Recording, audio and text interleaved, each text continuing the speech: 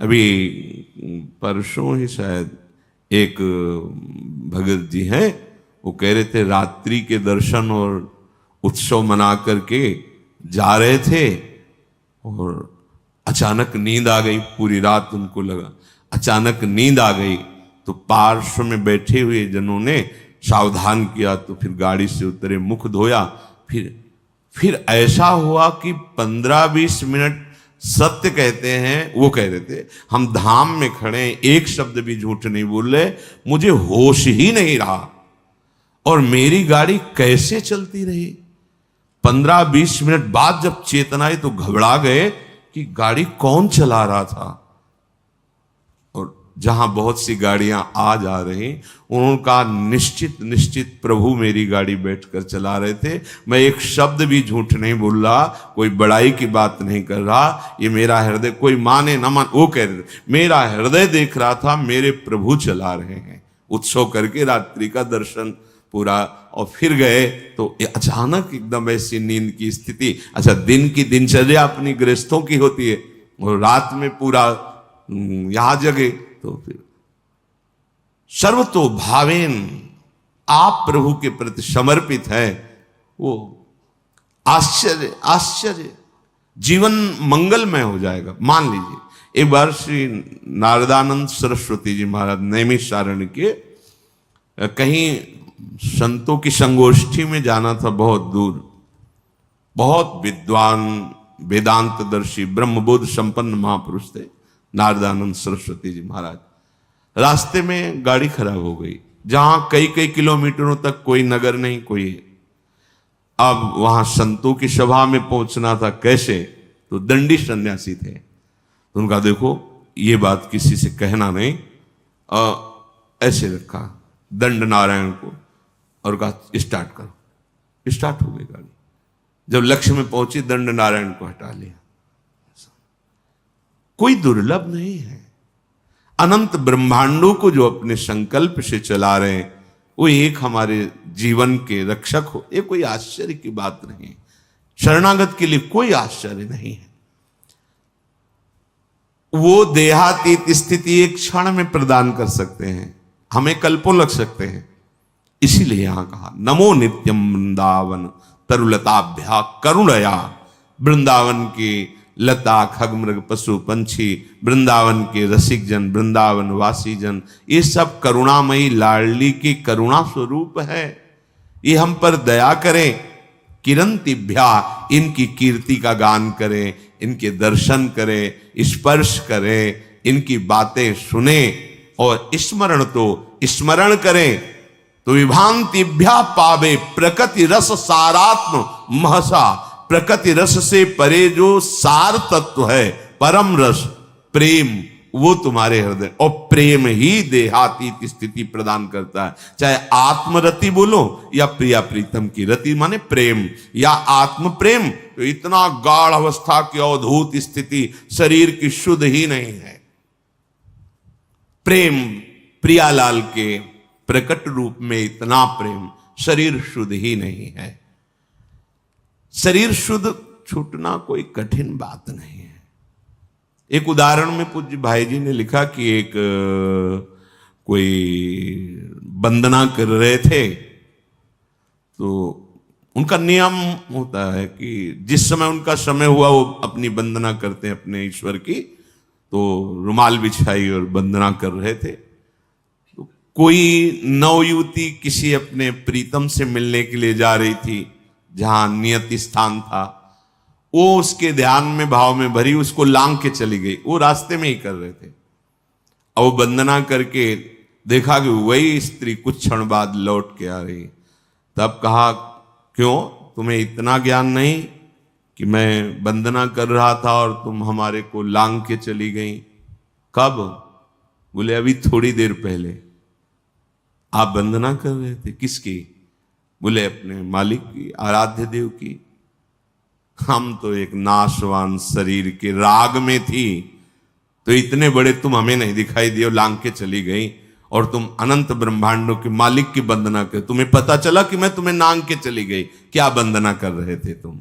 हम तो एक नाशवान शरीर में आसक्त थी, उससे मिलने गई थी, तो तेरी शुद्ध नहीं रही, तेरे को नांग के चली गई, मुझे पता नहीं। लेकिन तू परम आराध्य देव की, परम प्रभु की आराधना कर रहा, तुझे पता चला मैं नांग के चली। कहां तेरी एकाग्रता थी, कहां तेरे को प्रेम है? ये बात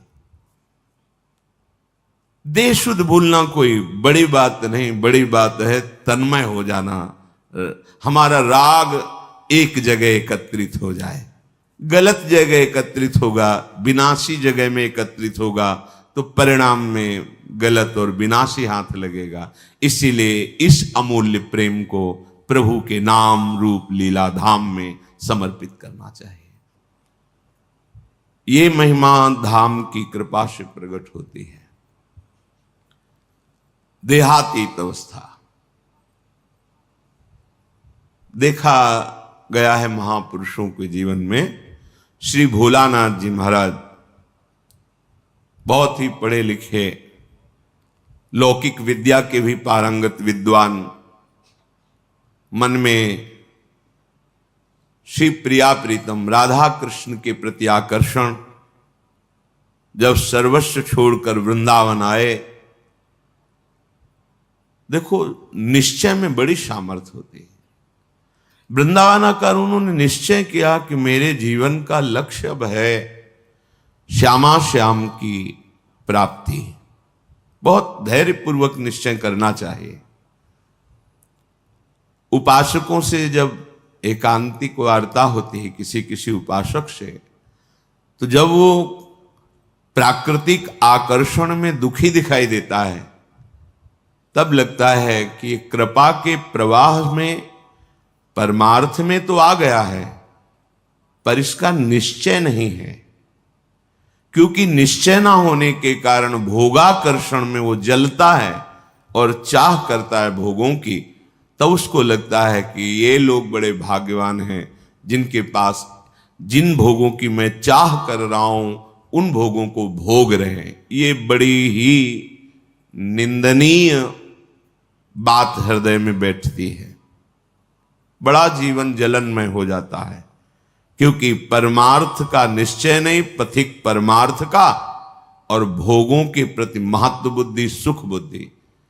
इस स्थिति के साधक को चाहिए धैर्य पूर्वक सत्संग सुनकर विवेक के द्वारा ये निश्चय करे कि मेरा सौभाग्य कितना बड़ा, हमें धाम मिला, ना जानते हुए ना चाहते हुए परम मार्ग मिला। बिल्कुल कहीं ऐसी कोई साधना नहीं, पर प्रिया प्रीतम के प्रेम मार्ग के पथिक कहलाने का सौभाग्य मिला। संसार के प्रपंचों में महान क्लेशों में पिसते हैं जीव, प्रभु ने निकाल दिया। कोई जिम्मेवारी नहीं, एक ही जिम्मेवारी है, अपनी श्वासों को प्रभु के चरणों में अर्पित कर दो। समस्त प्रपंचों से रहित परम स्वतंत्र जीवन भगवत मार्ग का। पर आप समझ नहीं पा रहे। आपको लगता है कि इन भोगों को भोगने वाले बड़े भाग्यवान हैं, बड़े सुखी हैं। यही हमारी दुर्दशा है। हम अपने मार्ग को ना जानने के कारण भ्रमात्मक भोगों में सुख मानकर जलते रहते हैं। ऐसे साधक को जब माया अपना आकर्षण पैदा करती है तो फिसलने में देर नहीं लगती। इसलिए श्रीपाद, पहले आप निश्चय करो, वृंदावन आपको मिला, सत्संग मिला, तो निश्चय में कमजोरी क्यों है? ये आशा की फांसी क्यों बनाए हुए हैं कि अभी तो नहीं पर कभी? ये आशा श्री जी से मिलन की बनाओ। प्यारी जू प्यारे जू, आज तो नहीं पर कभी तो मिलेंगे ना। ये आशा नहीं है। आशा इस बात की है कि आज तो नहीं पर कभी अवसर लग जाए तो ये भोग मिल जाएंगे। अंदर देख लो, ये अंदर की बात है। आशा ही परमम दुखम, नैराश्यम परमम सुखम। इसे समझ नहीं पा रहे आप। दुख के लिए आप खुद रास्ता अंदर रखे हुए हैं, जगह रखे हुए हैं, आशा, भोगों की आशा। तुम आज निश्चय नहीं कर सकते कि हमारा मार्ग प्रिया प्रीतम की प्राप्ति का हमें सौभाग्य से मिल गया। कितने हो भाग्य। जहां श्रीपाद कह रहे हैं पुनंति ब्रह्म रुद्रादीन एषाम चरण रेणवः सर्वभावेन में सेव्य अस्ते वृंदावन वासिना। भगवान रुद्र, शंकर, ब्रह्मा आदीन और भी बड़े बड़े महापुरुष एषाम चरण रेणवः, जिनकी चरण रज के लिए तपस्या करते हैं, प्रार्थना करते हैं, याचना करते हैं, जो रज शिव शनकादिक याचत, सर्वभावेन में सेव्यास्ते वृंदावन वासिना। हमें सौभाग्य मिला कि सर्वतो भावेन, ना चाहते हुए भी हम रज में वास कर रहे हैं। कहां ऐसी चाह थी अखंड वृंदावन वासी बने, कहां चाह थी श्यामा श्याम के अनन्य उपासी बने। कृपा रूपी अनुग्रह रूपी वायु ने मुझे पहुंचा दिया। किस रज में रह रहे हैं? कह रहे पुनंति ब्रह्म रुद्रादीन एषाम चरण रेणवः, जो भगवान ब्रह्मा, भगवान महादेव, शनकादि को भी पावन करने की सामर्थ्य। पुनंति, पुनंति ब्रह्म रुद्रादीन, बड़े बड़े मां, वो हमें, हम जैसे अज्ञानी को, अनाधिकारी को, जहां भोगों की चाह है, ऐसी चाह ही नहीं है, वहां मुझे श्रीधाम वृंदावन वास मिला, रज सेवन करने का सौभाग्य मिला। हम प्यारी जू के हैं ऐसी ठसक से कहने का सौभाग्य मिला। फिर हमारे निश्चय में क्यों कमी? हमारा निश्चय दृढ़ होना चाहिए। भोलानाथ जी ने निश्चय किया कि बस अब प्रिया प्रीतम की प्राप्ति करनी है। निश्चय में बड़ी जल्दी स्थिति आती है। ये जो हमारे अंदर भागवतिक आनंद का प्रादुर्भाव नहीं हो रहा, इसमें निश्चय की कमी है। नहीं चाहिए मुझे अब लोकांतर के भोग, पदवी, यश, प्रतिष्ठा। अब मुझे प्रिया प्रीतम चाहिए। अब छक के भजन करना है, रात दिन भजन करना। ऐसा निश्चय करो। देखो इस निश्चय में कितनी पवित्रता है, कितना बल है, कितनी दिव्यता है। भोलानाथ जी की दिनचर्या बन गई। चतुराशी जी का गान, चतुराशी जी का मनन, प्रिया प्रीतम के मंत्र नाम का रटन। धीरे धीरे इतनी उदासीनता बनी, किसी से मिलना जुलना, किसी के घर भिक्षा के लिए जाना, ये सब बंद कर दिया। बस यमुना जी के किनारे श्रीमद चतुराशी जी का गायन, मंत्र का जप, प्यारे जू के ध्यान में। शाम के सेवा कुंज दर्शन करने जाते, बंदरों को जो चना डाला जाता है, उसकी जो ठुड्डियां पड़ी होती, अर्थात जो बंदर भी नहीं खाते थे, बहुतायत चना, वो उठा लिए मुट्ठी दो मुट्ठी, और यमुना किनारे बैठकर उनको चबा लिया। रात दिन भजन। ऐसी स्थिति कि अब तो रहा नहीं गया, चिल्ला चिल्ला के रोते, हा स्वामिनी, हा लाडली। प्रेम की पीर उनके हृदय की वाणी जी में लिखी हुई।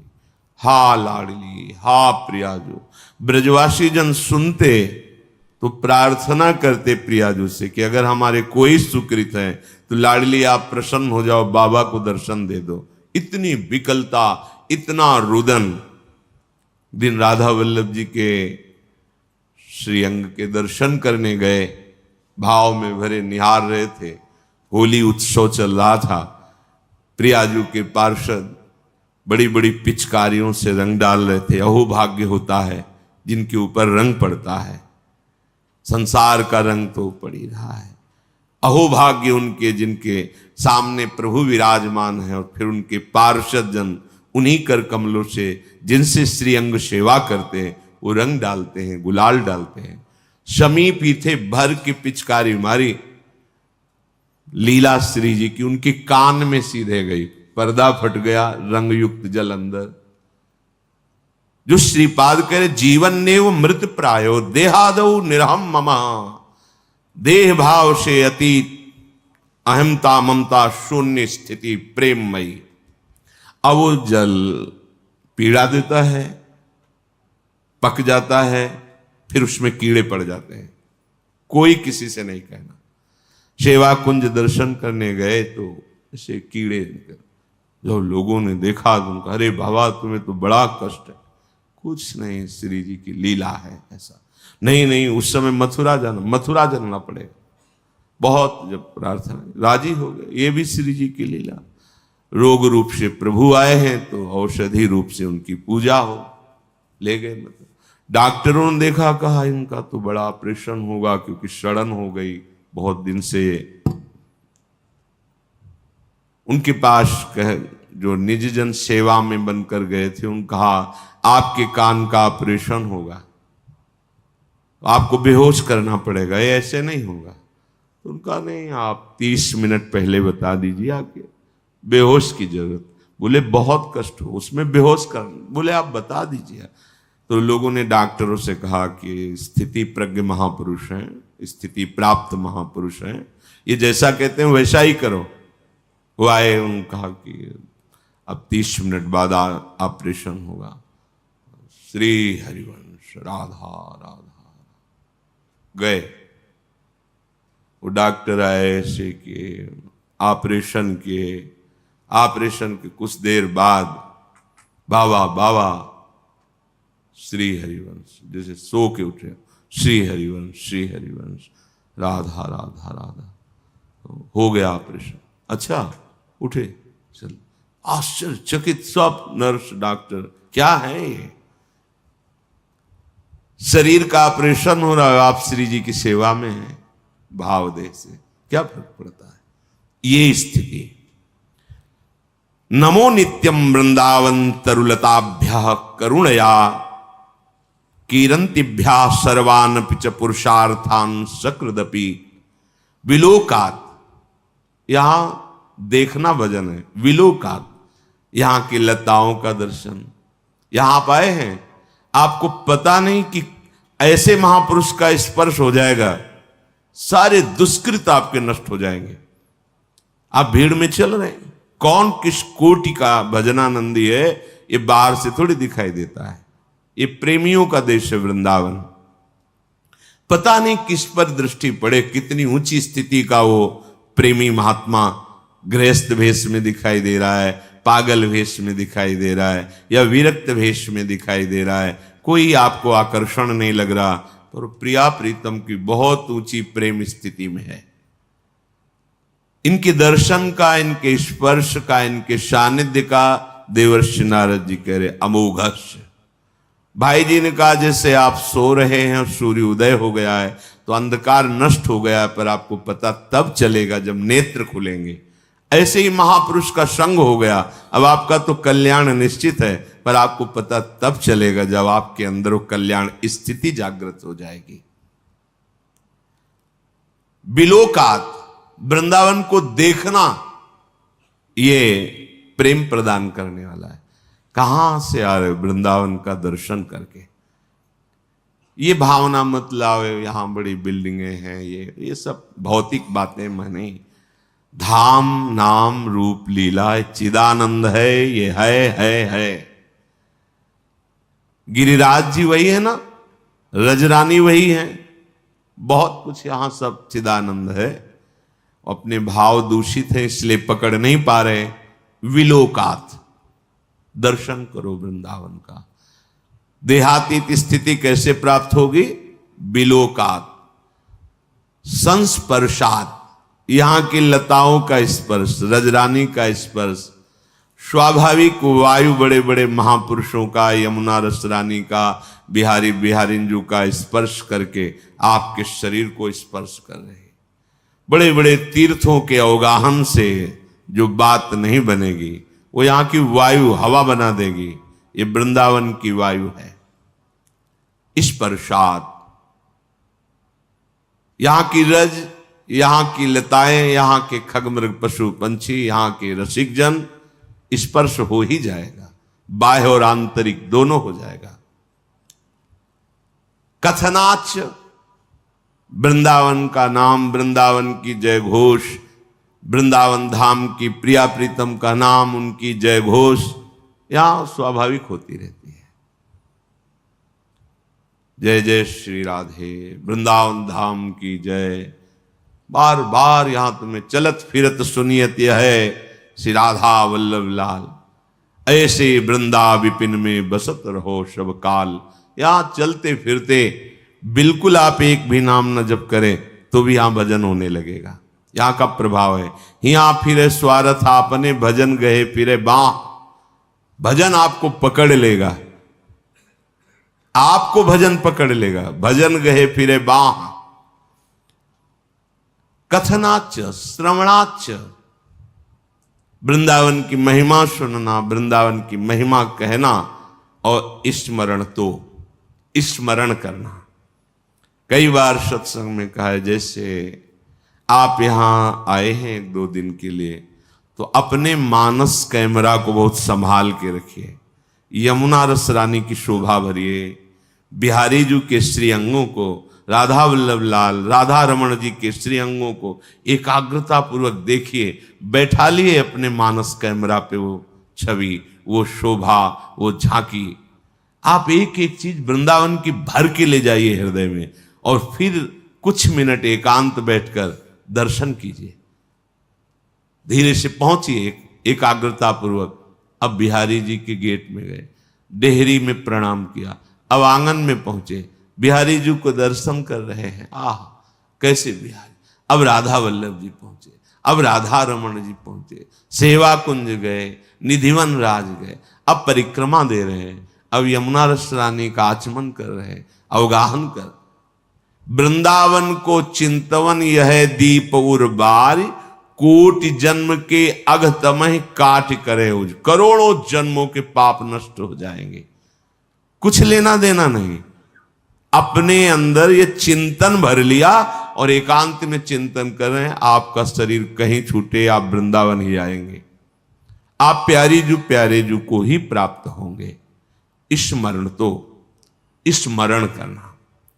विभांतिभ्या पावे प्रकृति रस सारात्म महशः, प्रकृति से परे रस का सार जो महाप्रेम रूप श्रीधाम वृंदावन है, ये आपको निश्चित प्राप्त हो जाएगा यदि विलोकात संस्पर्शात श्रवणात कथनाच स्मरण तो।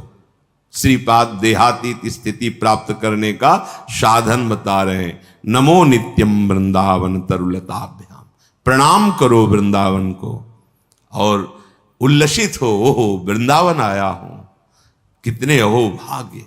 वृंदावन वासियों की चरण रज में प्रणाम करो।